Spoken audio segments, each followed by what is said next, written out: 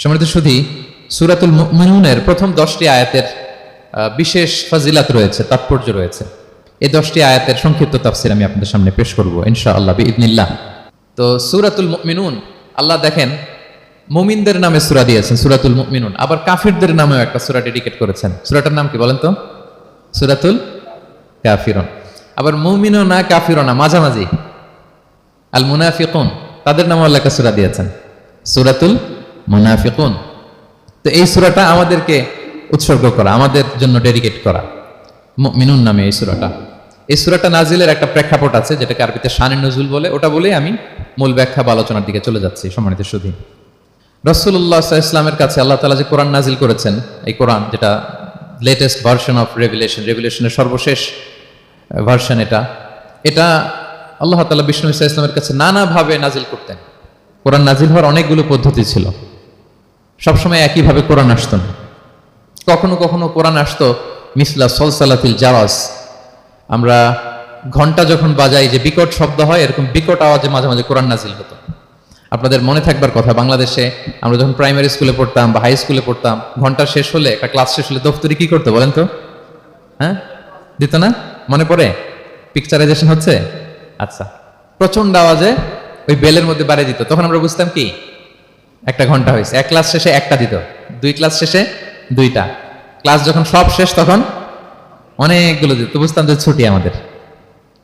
এরকম ringing bell যদি বাজানো হয়, ঘন্টা বাজানো হয়, এটার যেরকম বিকট শব্দ, এরকম বিকট আওয়াজে মাঝে মাঝে কোরআন নাজিল হতো। রাসূল সাল্লাল্লাহু আলাইহি ওয়াসাল্লাম বলেন, এই প্রসেসে কোরআন রিসিভ করা আমার জন্য বড্ড কষ্টকর ছিল।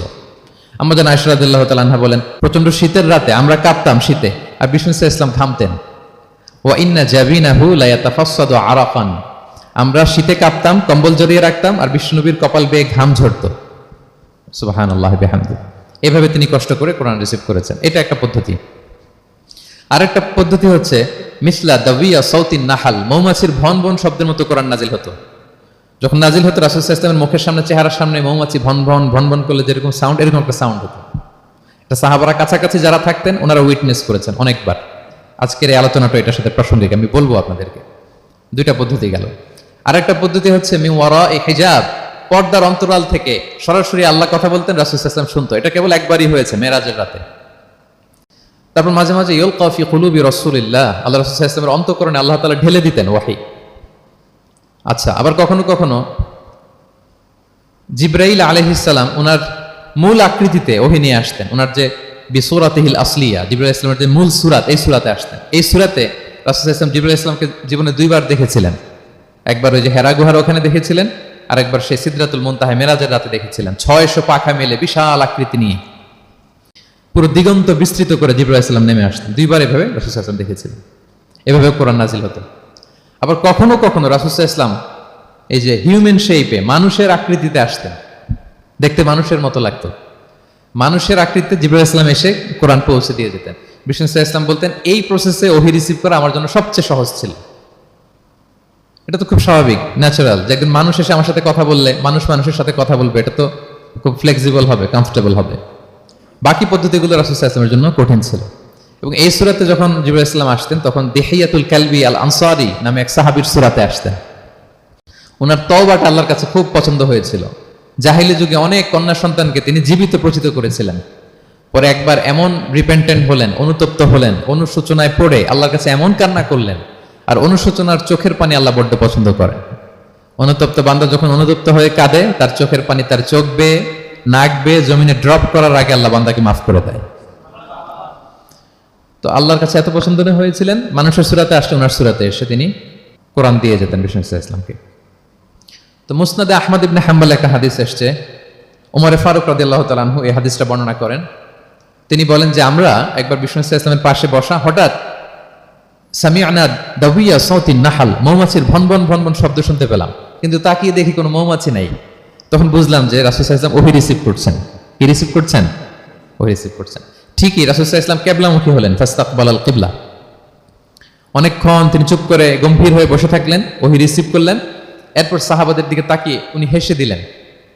হেসে বললেন, এইমাত্র সূরাতুল মুমিনুনের প্রথম 10টা আয়াত আমার উপর নাজিল হয়েছে, এবং এই 10টা আয়াতে মুমিনদের 7টা বিশেষ বৈশিষ্ট্যের কথা বলা হয়েছে।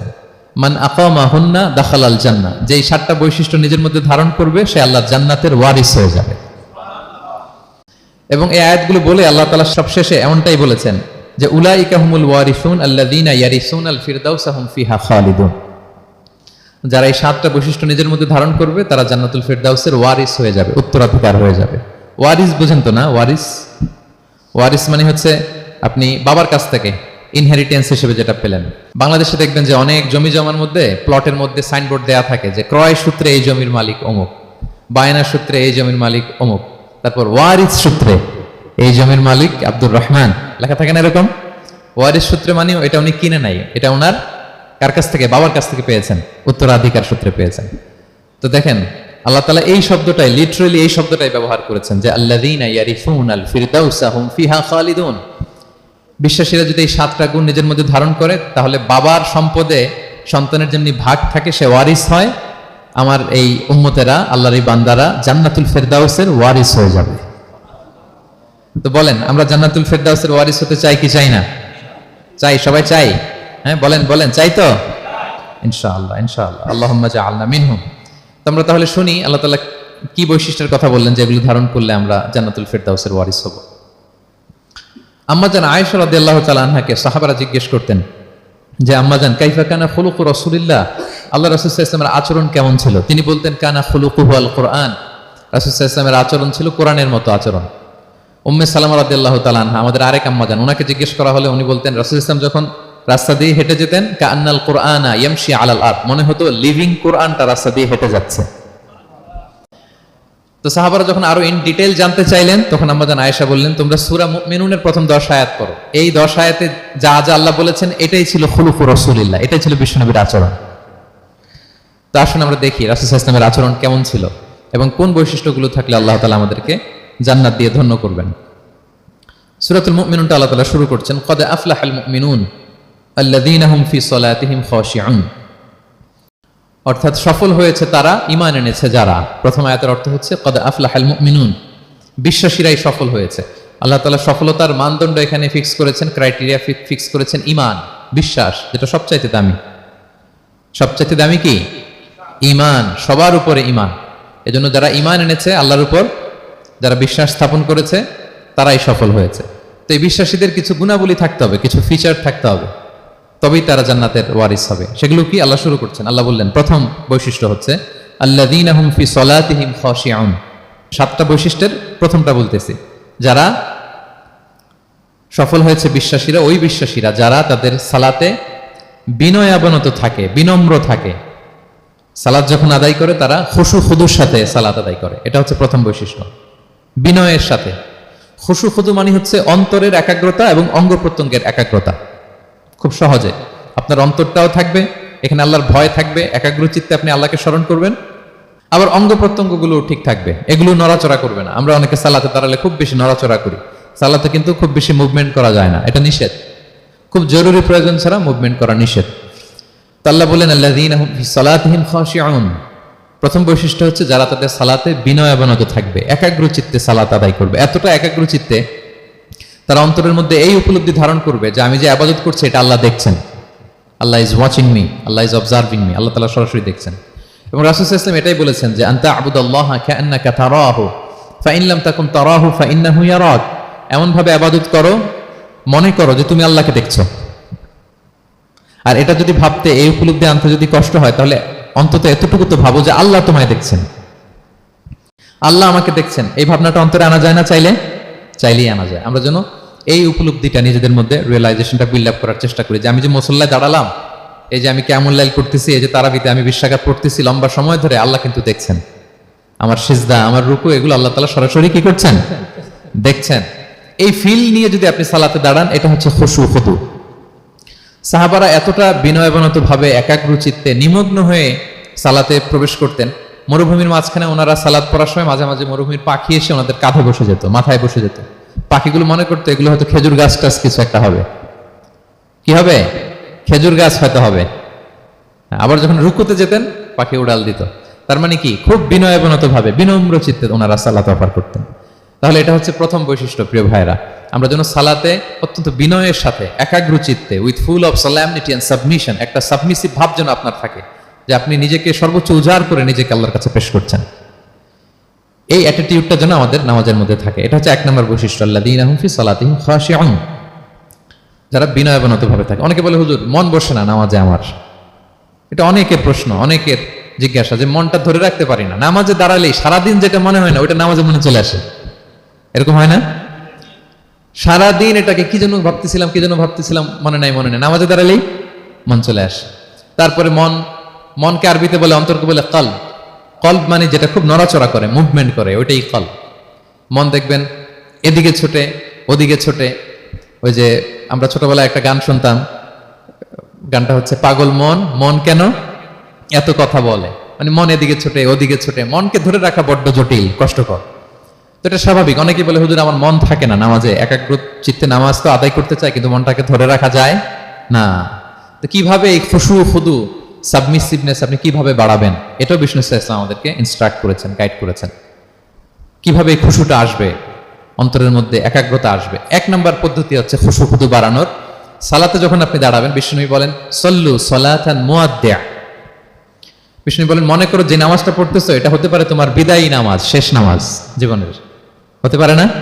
ধরেন যে মাগরিবের সালাত যে আমরা আজকে পড়বো, এমন তো হতে পারে এটাই আমাদের জীবনের শেষ নামাজ। কি বলেন, হতে পারে কি না? পারে। আমরা কে কখন চলে যাব আমাদের তো জানা নাই। তো এই যে মুসল্লায় যখন আমরা দাঁড়াই তখন কেন আমরা এটা ভাবি না যে it could be the last and final prayer in my life, হতে পারে এটাই আমার জীবনের শেষ নামাজ। এটা যদি আপনি ভাবতে পারেন তখন দেখবেন ঠিকই আপনার একাগ্রতা, সাবমিসিভনেস এটা বাড়তেছে। আপনাকে যদি বলা হয় যে আজকে রাত 10টায় তোমার দুনিয়ার সফর শেষ, নতুন স্টেশনে যেতে হবে, আলামুল বারজাকে, তোমার শেষ, তোমার মৃত্যু হয়ে যাবে। আজকে যে মাগরিব আর এই যে এশা আর যে তারাবির সালাত এটাই তোমার লাস্ট নামাজ, যাও এটাই তোমার লাস্ট চান্স। এটা যদি আজকে আমরা জানি, এই হলরুমে যারা আছি যদি এটা জেনে যায় যে আজকের তারাবিটাই শেষ তারাবি, শেষ সুযোগ, বলেন তো আমাদের অবস্থা কি হবে? প্রতিদিন ধরেন যে মাগরিবের নামাজের পরে একটু নিউজ দেখেন, একটু ফেসবুকে ঢুকেন, আজকেও তো ঢুকবেন তাই না? ঢুকবেন কি করবেন আজকে? আল্লাহ, সব বাদ দিয়ে অজু করে আতর মেখে জায়নামাজটা ভিজিয়ে দীর্ঘ কিয়ামুল লাইল করবেন, সিজদায় পড়ে চোখের পানি দিয়ে জায়নামাজ ভিজিয়ে দেবো আমরা, ঠিক কিনা? কারণ আমি নিশ্চিত হতে পেরেছি এটাই আমার শেষ নামাজ। তো এটা তো প্রত্যেক সালাতের ক্ষেত্রেই আমাদের প্রযোজ্য। আসলে আমরা যে নামাজ পড়ি, যে কোনো নামাজই তো আমার শেষ চান্স হতে পারে। কি বলেন, হতে পারে কি পারে না বলেন তো? পারে। এই টেকনিকটাই রাসূল সাল্লাল্লাহু আলাইহি ওয়াসাল্লাম শিখিয়েছেন, বলেছেন সল্লু সালাতান মুআদ্দিয়া, মনে করে এটাই হতে পারে তোমার জীবনের শেষ নামাজ। আমাদের ইউনিভার্সিটিতে ইমাম বেসার, যিনি চিফ ইমাম, উনি নামাজের আগে একটা চমৎকার অ্যানাউন্সমেন্ট দেয়। উনি বলে যে লেটস পারফর্ম দিস সালাহ as if this is our last and final prayer. চলুন এমন ভাবে নামাজটা পড়ি, ভাবি যে হতে পারে এটাই আমার জীবনের শেষ নামাজ। তাহলে সম্মানিত, শুধু এই ভাবনাটা নিয়ে যদি আমরা মুসল্লায় দাঁড়াই, দেখবেন যে ওই দিন আপনার মনে দিশারিক যাবে না, একটা ভয় কাজ করবে যে হায়রে হতে পারে এটাই আমার লাস্ট চান্স, আর আমার রবকে সিজদা দেওয়ার সুযোগ হয়তো আমি আর পাবো না। তাহলে এখন থেকে আমরা সালাতে যখন দাঁড়াবো এটা ভাববো যে this could be my last chance in my life, হতে পারে এটাই শেষ চান্স, আমি একাগ্র চিত্তে আমার সালাতটাকে আল্লাহর কাছে উপস্থাপন করি। কি বলেন, পারা যাবে তো ইনশাআল্লাহ? খুশু খুদু বাড়ানোর 1 নম্বর টিপস।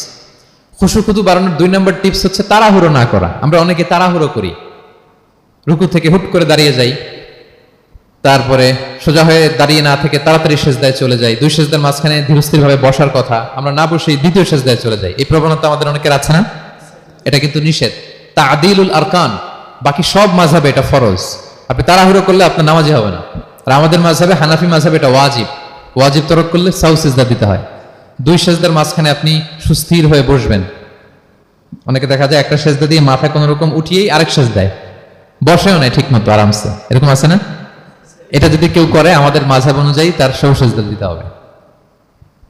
তাহলে এরকম তাড়াহুড়ো করা যাবে? আর এখন থেকে তো কি করবেন বলেন? ধীরস্থির ভাবে নামাজ পড়বো। No rushing in salah, no hastiness in salah. নামাজে রাশ করা যাবে না, রিল্যাক্সের সাথে আমরা নামাজ পড়বো, ধীরস্থির ভাবে নামাজ পড়বো। রুকু সিজদাগুলো খুব চমৎকার ভাবে আদায় করবো। রাসূল সাল্লাল্লাহু আলাইহি ওয়াসাল্লাম রুকু যে দিতেন, ওনার পিঠটা এত স্ট্রেট ফরওয়ার্ড হতো, সাহাবারা বলতেন লাউ ইস্তাকাররা আলাইহিল মা লাসাব্বা আলাইহিল মা আলাস্তাকাররা। পানি ভর্তি 1 গ্লাস পানি যদি রাসূল সাল্লাল্লাহু আলাইহি ওয়াসাল্লামের রুকু দেওয়া পিঠের উপর রেখে দেওয়া হয়, পানিটাও পড়বে না, গ্লাসটাও ভাঙবে না। তার মানে এত স্ট্রেট ফরওয়ার্ড পিঠ ছিল। আবার রাসূল সাল্লাল্লাহু আলাইহি ওয়াসাল্লাম বলতেন আসওয়াউন নাসি সারিকাতান মান ইয়াসরিকু ফিস সালাহ। তিনি বললেন সবচাইতে বড় চোর যে নামাজে চুরি করে। সাহাবারা বললেন ওয়া কাইফা ইয়াসরিকু মিন সালাতিহি ইয়া রাসূলুল্লাহ, নামাজে আবার কিভাবে চুরি করে? রাসূল সাল্লাল্লাহু আলাইহি ওয়াসাল্লাম বললেন লা ইউতিম্মু রুকুআহা ওয়া সুজুদাহা, রুকু সেজদাগুলো সুন্দর করে আদায় করে না, সেই নামাজ চোর। তা আমরা যেন রুকু সেজদাগুলোকে খুব সুন্দরভাবে ধীরস্থিরভাবে যেন আমরা আদায় করি, আমরা যেন তাড়াহুড়ো না করি। রাসূল সাল্লাল্লাহু আলাইহি ওয়াসাল্লাম মসজিদে নববীতে বসা এক সাহাবী এসে নামাজ পড়ে রাসূল সাল্লাল্লাহু আলাইহি ওয়াসাল্লামকে সালাম দিলেন। রাসূল সাল্লাল্লাহু আলাইহি ওয়াসাল্লামের সালামের উত্তর দিয়ে বলেন ইরজি' ফাসাল্লি ফাইন্নাকা লাম তুসাল্লি, যাও তুমি আবার নামাজটা পড়ে আসো, তোমার নামাজ হয়নি। সাহাবী যে আবার নামাজ পড়ে আবার আসলেন, রাসূল সাল্লাল্লাহু আলাইহি ওয়াসাল্লাম আবার বললেন সাল্লি ফাইন্নাকা লাম তুসাল্লি, নামাজ পড়ে আসো, হয় নাই। আবার গেলেন, আসলেন, আবার বললেন তুমি নামাজটা পড়ে আসো, হয়নি। এবার তো বেচারা কেঁদে দিয়ে বলে ইয়া রাসূলুল্লাহ লা উহসিনু মিন যালিক, এর চেয়ে ভালো পারি না আমি, আপনি আমাকে শিখিয়ে দেন। রাসূল ইসলাম তখন বললেন যখন নামাজে দাঁড়াবা ফাতিহা পড়বা আর একটা সূরা মেলাবা, ধীরস্থির ভাবে দাঁড়াবা। যখন রুকুতে যাবা হাত্তা তাতমাইন্না রাকিআন, ধীরস্থির ভাবে রুকু করবা। তুমি তাড়াহুড়ো করেছো, রুকু থেকে যখন সোজা হয়ে দাঁড়াবা ধীরস্থির ভাবে দাঁড়াবা, নাকি তাড়াহুড়ো করবেন? ধীরস্থির ভাবে দাঁড়াবেন, কয়েক সেকেন্ড দাঁড়াবেন, তাসবিহ পড়বেন, এরপরে সিজদায় যাবেন। যখন সিজদায় যাবা হাত্তা তাতমাইন্না সাজিদান, রিল্যাক্স। সালাতের মধ্যে কিভাবে থাকতে হবে? উইথ রিল্যাক্সেশন, রিল্যাক্সের সাথে তুমি সিজদা দিবা। দুই সিজদার মাঝখানে বসে আবার রিল্যাক্স, আবার তুমি ধীরস্থির ভাবে বসবা। এইভাবে পুরো সালাতটা প্রত্যেকটা রাকাত তুমি এভাবে আদায় করবে। তার মানে সালাতে তাড়াহুড়ো করতে বিষ্ণু ইসলাম নিষেধ করেছেন। এমনকি অনেক সময় আমরা রুকু পাবো না বলে দৌড়ে যে সালাতে অংশগ্রহণ করি, এটাও নিষেধ করেছেন।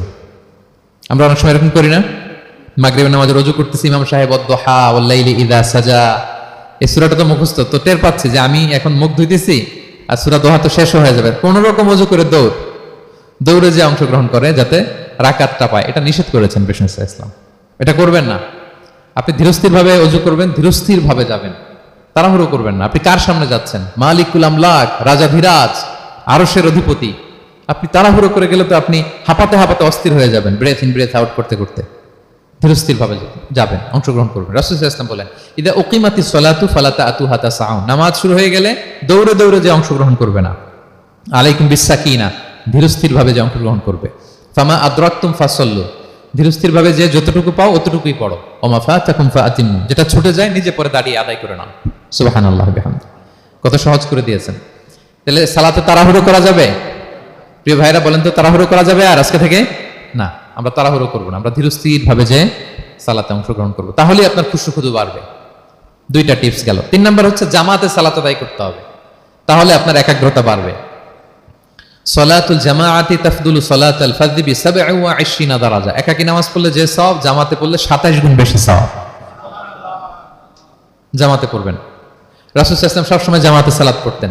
ইন্তেকালের আগেও এই সালাতের ব্যাপারে তিনি আমাদেরকে ওসিয়ত করেছেন, বলেছেন আসসালাতু আসসালাত ওয়া মা মালাকাত আইমানুকুম। ইন্তেকালের আগ মুহূর্ত, এখনই রূহ কবজ হবে, এর আগে উনি কি বলেছেন? সালাত, উম্মতেরা সালাত, নামাজ যেন নষ্ট না হয়। উমর ফারুক রাদিয়াল্লাহু তাআলা আনহুর সময়ে একজন অগ্নি উপাসক ছিল, তার নাম আবু লুলু আল মাজুসি। উনি মুগীরা ইবনে শুবা রাদিয়াল্লাহু তাআলা আনহু নামে এক সাহাবীর দাস ছিলেন, মুকাতাব দাস। কন্ট্রাক্ট ছিল যে এত টাকা দিলে তাকে আজাদ করা হবে। তো এই অগ্নি উপাসক মাজুসি এসে ওমর ফারুককে বলে, খলিফাতুল মুসলিমিন, আমার মালিক সাহাবী মুগীরা আমার কাছে প্রতিদিন অনেক টাকা চার্জ করে। উনি বললেন তাই নাকি, কত চার্জ করে? বলে যে এত চার্জ করে। তো বলছে আচ্ছা তুমি তাহলে কি কাজ করো, কি কাজ জানো? বলে যে আমি খঞ্জর বানাতে জানি, ছুরি, ছোট ছুরি আর কি। বলতেছে ওরে আল্লাহ, যারা খঞ্জর বানাতে জানে তারা তো অনেক টাকা মেক করে, সেই হিসাবে তো মুগীরা বেশি চার্জ করে না, অল্পই চার্জ করছে। সে ইনসাফপূর্ণ চার্জই করেছে, কিন্তু এই আবু লুলু আল মাজুসির এই কথাটা পছন্দ হয় না, সে রাগান্বিত হয়ে গেল, হয়ে বলে ওমর, সবার ক্ষেত্রে তুমি নরম আর আমাকে তুমি কঠিন নিয়ম শেখাও না, দাঁড়াও তোমাকে আমি দেখাচ্ছি। মনে মনে বলতেছে এটা। রেগে মেগে সে বাড়িতে এসে আজকে একটা খঞ্জর বানাইছে, 2 মুখ খঞ্জর, ওয়া মাকবাদাতুহু ফি ওয়াসাতি, এটার হ্যান্ডেলটা মিডলে, এদিকেও মাথা এদিকেও মাথা, এটা ধার করে প্রতিদিন 20 মাখায় এটাতে। আর মনে মনে বলে ওমর দাঁড়াও তোমাকে আজকে আমি দেখাবো। তো ওমর ফারুককে আল্লাহ তাআলা স্বপ্নে দেখিয়েছেন যে একটা লাল মোরগ ওনাকে 3টা ঠোকর মেরেছে। উনি সাহাবাদের কাছে বলেছেন যে আমি স্বপ্নে দেখেছি একটা লাল মোরগ আমাকে 3টা ঠোকর মেরেছে। তো সে খঞ্জরকে ধার দিয়ে একদিন ফজরের নামাজে, ওয়াকানু ইউসাল্লুনা বিগালাস, ওনারা খুব অন্ধকার থাকতে ফজরের নামাজ পড়তো। সে বুরনুস, এক ধরনের জুব্বা যেটার মাথা আছে, ওটা পরে হুডির মতো আর কি, হুডি চেনেন তো না, হুডির মতো একটা জুব্বা পরে সে অন্ধকারে, সে তো আসলে অমুসলিম, সাহাবাদের সাথে পিছনে দাঁড়াইছে নামাজের ভান করার জন্য, আর এই খঞ্জরটা নিয়ে গেছে সাথে। উমর ফারুক ফজরের সালাত শুরু করলেন, প্রথম রাকাত শেষ করলেন, দ্বিতীয় রাকাতের জন্য যখন দাঁড়াইছেন তখনই সে প্ল্যান মাফিক খঞ্জর বের করে ওমরে ফারুকের পেটের মধ্যে 3 বার স্টেবিং করলেন, আঘাত করলেন। করার সাথে সাথে ওমরে ফারুক উল্টে পড়ে গেলেন আর বললেন, কাতালানি আল কালব, কোনো এক কুকুর আমাকে আঘাত করেছে। তো সাহাবার ওমরে ফারুককে ধরলেন, আর এই অগ্নি উপাসক এই খঞ্জর নিয়ে কাতারের মাঝখান দিয়ে 2 দিকে খঞ্জর চালাতে চালাতে যাচ্ছিলেন। যে সাহাবাই ধরে সেই আঘাতপ্রাপ্ত হয়ে ওখানে 7 থেকে 10 জন স্পট ডেথ, জায়গায় মারা গেছে। পরে এক সাহাবি নিজের জামা খুলে তার গায়ে ছুঁড়ে মারছে, তখন সে ওটাতে পেঁচিয়ে পড়ে গেছে। যখন বুঝে গেছে যে আমাকে ধরে ফেলবে, সে সুইসাইড করে ফেলছে, নিজেকে নিজে মেরে ফেলছে। তোমরে ফারুক তো বেহুশ, ওনাকে নিয়ে যাওয়া হলো, পিছন থেকে একজন আমাদের ইমামতি করলেন। তোমরে ফারুক রাদিয়াল্লাহু তাআলা আনহু হুশ ফিরে পেলেন। হুশ ফিরে পাওয়ার পরে দিনের বেলা যখন হুশ আসলো ওনার, সবাই চারদিকে বসা যে হায় হায় আমাদের আমিরুল মুমিনিনের কি জানি কি হয়। হুশ ফেরার পরে ওনার মুখের প্রথম কথাটা ছিল আসাল্লান নাস, মানে আমার নেতৃত্বে যে ফজরের সালাতটা শুরু হয়েছিল এটা কি ঠিকঠাক শেষ হয়েছিল? সুবহানাল্লাহ পড়বেন না? আচ্ছা বলেন তো এই মুহূর্তে আমরা কি করতাম? ওনাকে যে স্টেবিং করছে, চিকিৎসক এসে দুধ দেয়, দুধ পেট দিয়ে বেরিয়ে যায়, নাবিজ দেয়, নাবিজ বের হয়ে যায়, মানে উনি ইন্তেকাল করবেন, এটা বোঝাই যাচ্ছে। এমন কঠিন পরিস্থিতিতে আমরা যদি হসপিটালে হুশ ফিরে পেতাম, আমরা কি বলতাম বলেন দেখি? কে কি বলতেন? কে মারছে? আমারে বাঁচানো যায় কিনা? মাউন্ট এলিজাবেথে নিয়ে চলো, সিঙ্গাপুরে অথবা বামরুন রেডে নিয়ে চলো, আমেরিকাতে নিয়ে চলো, অথবা আমার তো ওখানে ব্যাংক ব্যালেন্স আছে, আমি তো মরে যাবো, আমার ছেলেগুলার কি হবে, হ্যাঁ আমার মেয়েগুলার কে দেখবে? এগুলো ছিল আমাদের কনসার্ন। তো ওমর ফারুক জানতেছেন যে উনি পৃথিবী থেকে বিদায় নিচ্ছেন, একটু হুশ ফিরে পাইছেন।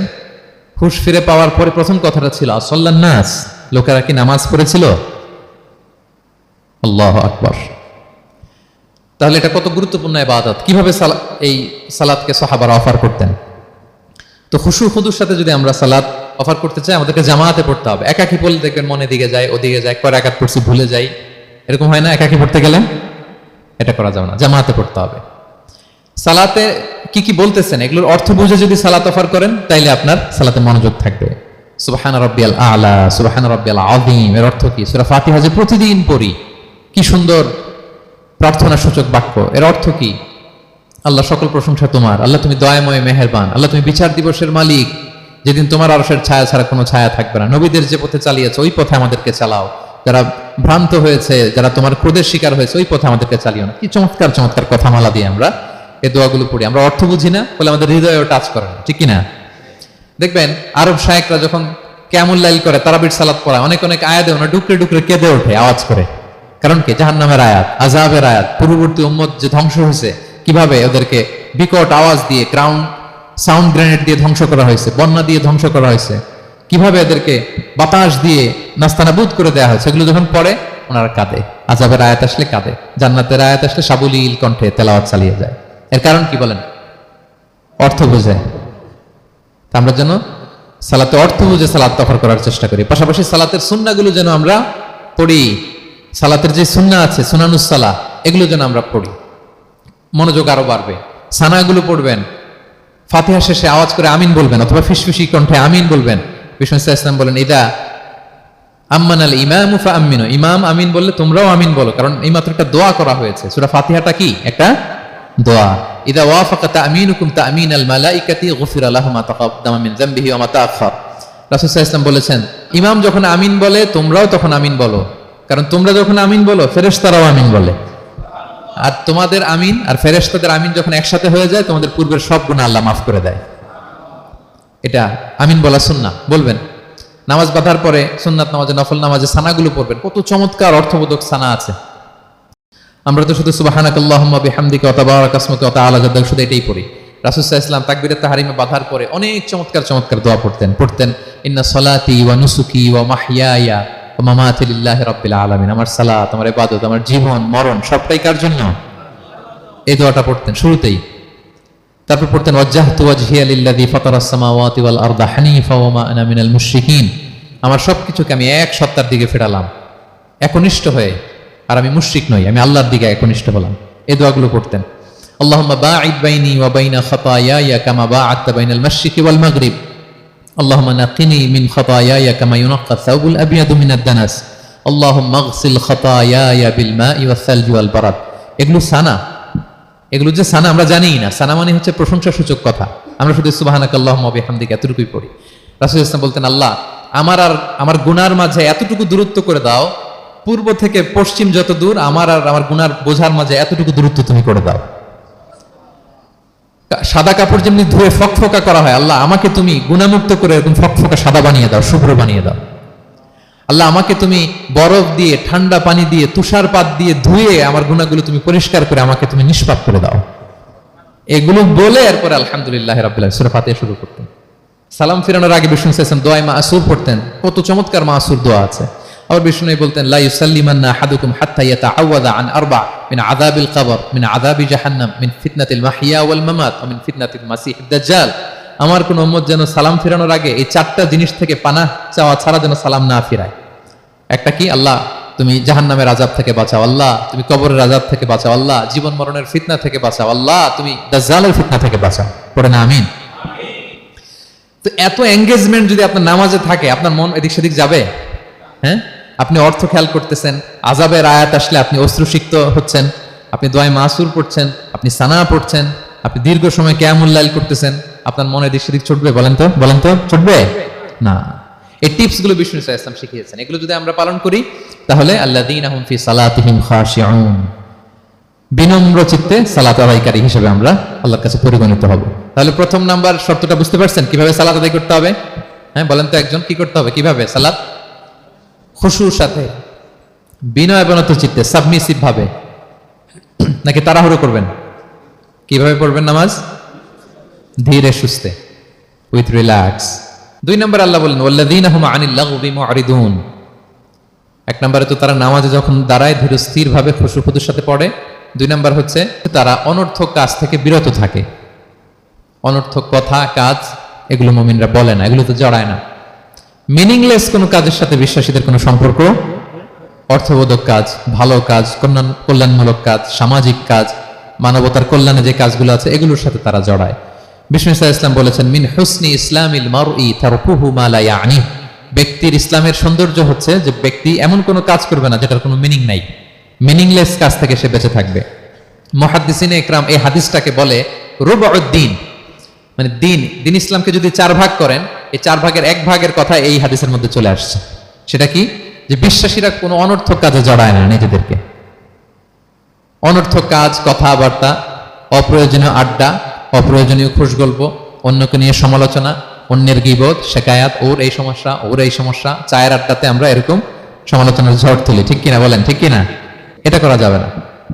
আপনি জান্নাতেরও ওয়ারিস হবেন, আবার চা মুখে নিয়ে আপনি শেকায়াত করবেন, গীবত করবেন, দুইটা একসাথে যাবে না।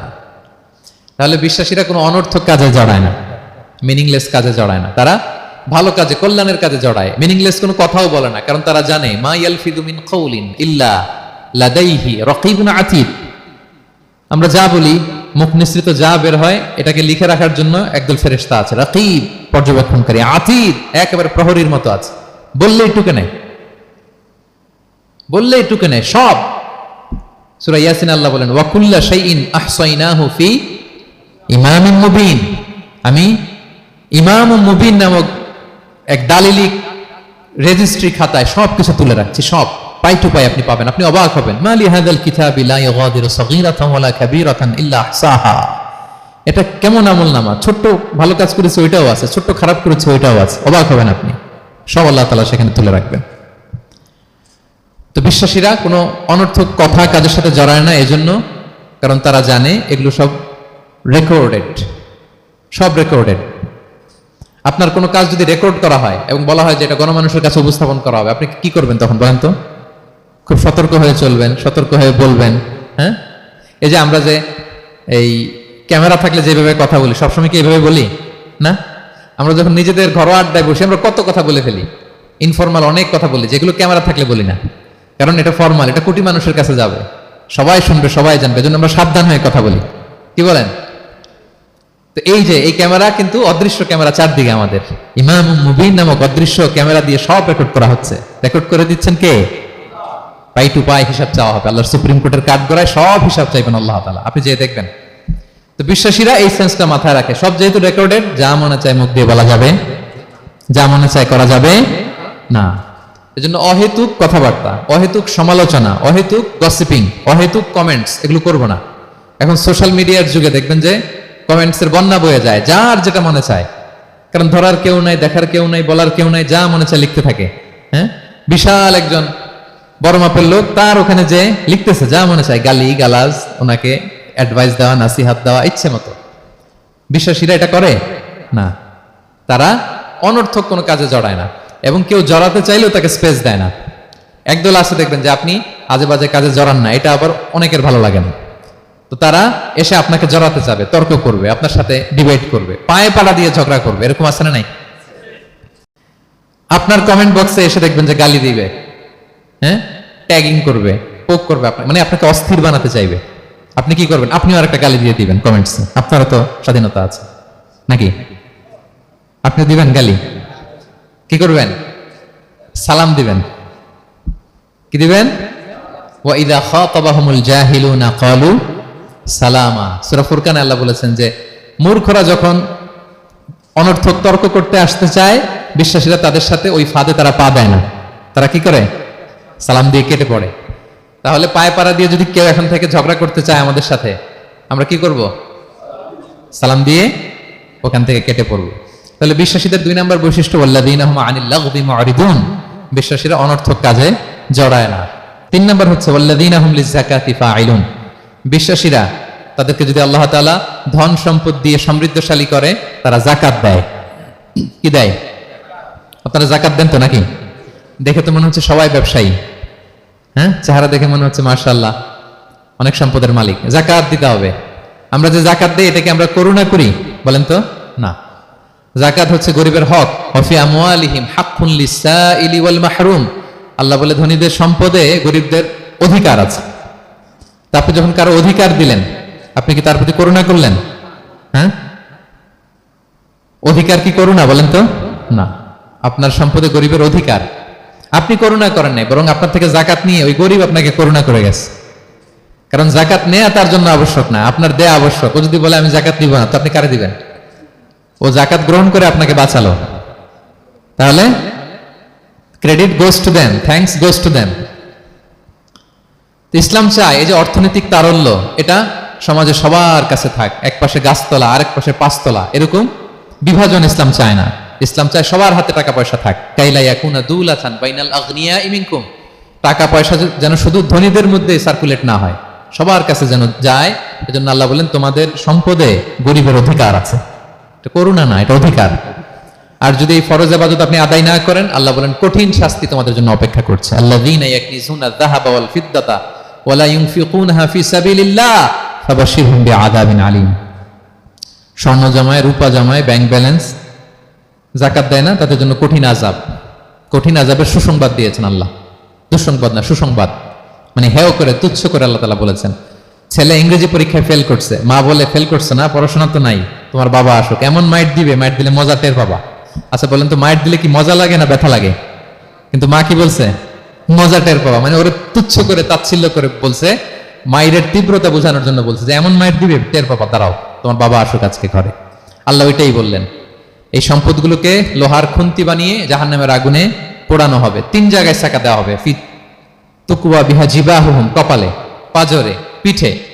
আর বলা হবে হাযা মা কানাস্তুম, এগুলো তুমি জমায় রাখছিলে, দাও নাই মানুষকে। Bank balance, FDR, fixed deposit, price bond, এটা সেটা দাও নাই তুমি। আর হাদিসে এসেছে সুজা আন আকরা, টেকো সাপ হবে, মোস্ট ভেনোমাস স্নেক। সাপের মাথায় কিন্তু চুল গজায়, জানেন? সাপের মাথায় পশম আছে, কিন্তু যেই সাপের যেটা বেশি বিষাক্ত, এটার মাথায় পশমও থাকে না বিষের কারণে। এরকম সাপ ওই সম্পদগুলো সাপ হয়ে ছোবল মারবে আর বলবে আনা মালুক, আমি তোমার প্রাইস বন্ড, আমি তোমার ব্যাংক ব্যালেন্স, আমাকে খাওয়ার জন্য তো রাখছিল, আজকে উপভোগ করো। আল্লাহু আকবার, আল্লাহ আমাদেরকে হেফাজত করুক। সো যাদের সম্পদ আছে আমরা যেন যাকাত দেই, হিসেব করে করে যেন দেই। আপনাদের স্ত্রীদের যাদের অর্নামেন্টস জুয়েলারি আছে, তারা যেন তাদের সম্পদের যাকাত দেয়। 25 গ্রাম যদি সোনা থাকে বা 595 গ্রাম যদি রূপা থাকে, অথবা এই পরিমাণ সম্পদ থাকে, ভাবিরাও যাকাত দিতে হবে। এটা ইন্ডিভিজুয়াল ইবাদত। আপনার যাকাত আপনার, ভাবির যাকাত ভাবির। আপনি চাইলে টাকা দিয়ে হেল্প করতে পারেন, কিন্তু ওনারও হিসাব করতে হবে, এবং এটা কম্পালসারি, দিতেই হবে, দিতেই হবে। তাহলে ওয়াল্লাযীনা হুম লিয-যাকাতি ফাঈলুন, 4 নাম্বার হচ্ছে তারা যাকাত দেয়। 5 নাম্বার 6 নাম্বার আল্লাহ এক আয়াতে বলে ফেলেছেন, ওয়াল্লাযীনা হুম লিআমানাতিহিম ওয়া আহদিহিম রাউন, বিশ্বাসীরা আমানতের হেফাজত করে আর কথা দিলে কথা রাখে। 5 নম্বর হচ্ছে আমানতের খেয়ানত করে না বিশ্বাসীরা, কারণ আমানতের খেয়ানত করে এটা মুনাফিকের আলামত। ইদা তুমিনা খানা, বিষ্ণু বললেন মুনাফিকদের বৈশিষ্ট্য হচ্ছে ওদের কাছে আমানত রাখলে ওটা আর পাওয়া যায় না পরে। এমন লোক আছে না সমাজে, আমানত রাখলে আর পাওয়া যায় না। তারা কি মুমিন না মুনাফিক বলেন তো? ইন্নাল্লাহা ইয়া'মুরুকুম আন তুআদ্দুল আমানাতি ইলা আহলিহা, আল্লাহ বলেছেন যার আমানত তাকে বুঝিয়ে দাও। বিষ্ণু ঈসা ইসলামকে মক্কার লোকেরা দুইটা উপাধি দিয়েছিল, এক হচ্ছে আস-সাদিক, দুই হচ্ছে আল আমিন। সাদিক মানে সত্যবাদী। কারা দিয়েছিল? ঘোর শত্রুরা, অপোজিশন পার্টি, তারা উপাধি দিয়েছে। একটা হচ্ছে সাদিক মানে কি, আর একটা হচ্ছে আল আমিন, বিশ্বস্ত। এতটা বিশ্বস্ত যে বিষ্ণু ঈসা ইসলাম মক্কা থেকে মদিনায় যেদিন হিজরত করতে যাবেন, আমানতের জিনিসগুলো উনি আলী রাদিয়াল্লাহু তাআলা আনহুর কাছে রেখে গিয়েছিলেন। এত এত আমানতের সম্পদ ওনার ঘরে ছিল। এই ডিপোজিট বুঝিয়ে দিতে আলী রাদিয়াল্লাহু তাআলা আনহুর টানা 3 দিন সময় লেগেছে মক্কাবাসীদের আমানত বুঝিয়ে দিতে। সো যার আমানতদারিতা নাই তার ঈমান নাই। বিষ্ণু বলেছেন লা ঈমানা লিমান লা আমানাত আলা, যার আমানতদারিতা নাই ওর ঈমানই নাই। এবং আমানত ধ্বংস হয় এটা কিয়ামতের আলামত। ইদা দুইয়াতিল আমানাতু ফান্তাযিরিস সাআ, যখন আমানত নষ্ট হবে তোমরা কিয়ামতের অপেক্ষা করো। এখন বলেন তো আমাদের সমাজে আমানতের কি অবস্থা? খুবই খারাপ। আল্লাহু আকবার। আমানতটা কিন্তু এই যে এই ভাই আমাকে 2000 রিঙ্গিট রেখে বলছে আগামী মাসে এটা আমি নিব, একটু রাখেন, শুধু এটাই আমানত না। আল্লাহ আপনাকে যে পুরো সম্পদ দিয়েছেন এটা আমানত। আপনার ব্যবসা প্রতিষ্ঠান এটা আল্লাহর দেয়া আপনার কাছে আমানত। আপনার ছেলে আছে, মেয়ে আছে, স্ত্রী, তারা আল্লাহর দেয়া আমানত আপনার কাছে। আপনার নেম, আপনার ফেম, আপনার পাওয়ার, আপনার নলেজ, এগুলো আল্লাহর দেয়া আমানত। আপনি দেশের প্রধানমন্ত্রী, পুরো দেশটা আপনার কাছে আমানত, ঠিক কিনা? এই আমানতের ব্যাপারে জিজ্ঞেস করা হবে। বিশ্বাসীদের বৈশিষ্ট্য তারা আমানতকে হেফাজত করে, আমানত রক্ষা করে, আমানতের খেয়ানত তারা কোশ্চিনকালেও করে না। 6 নম্বর হচ্ছে ওয়া আহদিহিম রাউন, বিশ্বাসীরা কথা দিলে কথা রাখে, তারা ওয়াদার খেলাফ করে না। ওয়াদার খেলাফ করাও কিন্তু মুনাফিকের আলামত। ওয়া ইদা ওয়াআদা আখলাফা, ওয়াদা দিলে মুনাফিকরা এটা খেয়ানত করে, তারা কথা দিয়ে কথা রাখে না। এবং আপনি কাউকে কথা দিয়ে যদি না রাখেন, এরকম প্রত্যেকটা প্রমিস, কমিটমেন্টের ব্যাপারে আপনি জিজ্ঞাসিত হবেন। আল্লাহ বলেন ওয়া আউফু বিল আহদি ইন্নাল আহদা কানা মাসউলা, কথা দিলে কথা রাখো। ছেলে মেয়েদের কথা দিলে কথা রাখবেন, বন্ধু বান্ধবদেরকে কথা দিলে কথা রাখবেন, স্ত্রীকে কথা দিলে কথা রাখবেন। প্রমিস দিলে এটা রাখতে হবে, কারণ এর ব্যাপারে জিজ্ঞেস করা হবে। নবীদের মধ্যে ইসমাঈল আলাইহিস সালাম ওয়াদা রক্ষার ব্যাপারে খুব বেশি সোচ্চার ছিলেন। সব নবীরাই ছিলেন, উনি বেশি সোচ্চার। এজন্য আল্লাহ বলেন ওয়াজকুর ফিল কিতাবি ইসমাঈল ইন্নাহু কানা সাদিকাল ওয়াদি ওয়া কানা রাসূলান নাবিয়্যা। উনি ছিলেন সাদিকাল ওয়াদ, প্রতিশ্রুতি রাখতেন। এক লোকের সাথে ওনার কথা হলো যে আগামীকাল বিকেলে ওনারা দেখা করবেন। ইসমাঈল সাল্লাম বিকেলবেলা আগামীকাল যে এক গাছের নিচে কমিটমেন্ট ছিল যে অপেক্ষা করলেন, কিন্তু ওই লোক আসে নাই, ভুলে গেছে।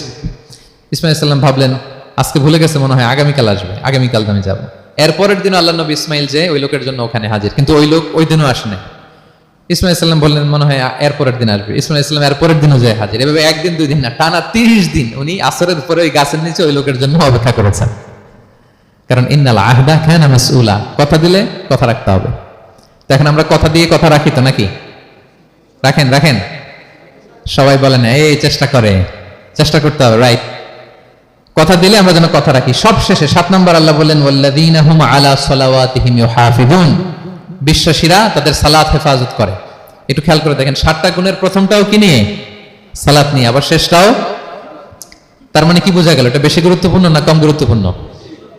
সব নষ্ট হতে পারে, মুমিনের নামাজ নষ্ট হতে পারে, নামাজকে হেফাজত করতে হবে। হাফিজু আলা সালাওয়াত, আল্লাহ বললেন তোমাদের নামাজগুলোকে তোমরা হেফাজত করো। আগের যুগের উম্মতেরা সিনাগোগে না গেলে ইবাদত করতে পারতো না, চার্চে না গেলে ইবাদত করতে পারতো না, কিন্তু আমরা মসজিদেও নামাজ পড়তে পারি, বাইরেও পড়তে পারি।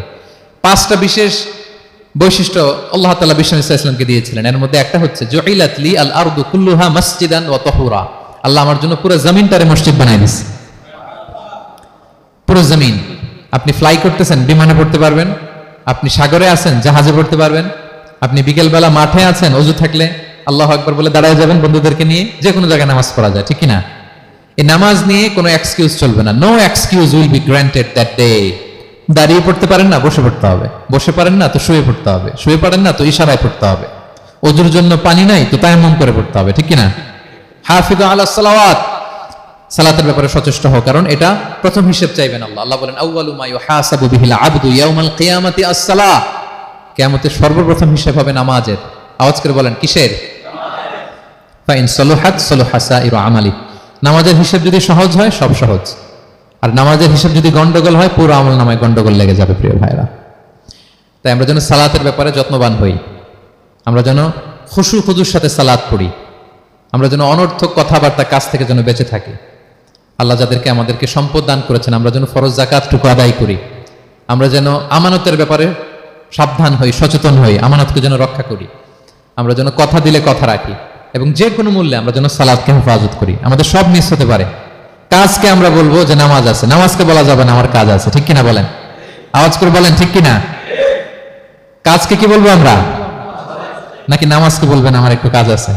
না, আমরা যেন সালাতের ব্যাপারে যত্নশীল হই, সচেতন হই। এই যে 7টা গুণের কথা বললাম, যারা এটার উপর আমল করবে, যারা এটা নিজের মধ্যে ধারণ করবে, আল্লাহ বলেন উলাইকা হুমুল ওয়ারিসুন, এরা ওয়ারিস, আল্লাযীনা ইয়ারিসুনাল ফিরদাউসা হুম ফিহা খালিদুন, তারা জান্নাতুল ফিরদাউসের ওয়ারিস হয়ে যাবে। আমরা যেন এই ভালো গুণগুলো, এই বৈশিষ্ট্যগুলো, এই ফিচার্সগুলো যেন নিজেদের মধ্যে আত্মস্থ করতে পারি, এবং জান্নাতুল ফিরদাউসের ওয়ারিস যেন আমরা হতে পারি। আল্লাহ তাআলা আমাদের সবাইকে কথাগুলো বোঝার ও আমল করার তৌফিক দান করুক।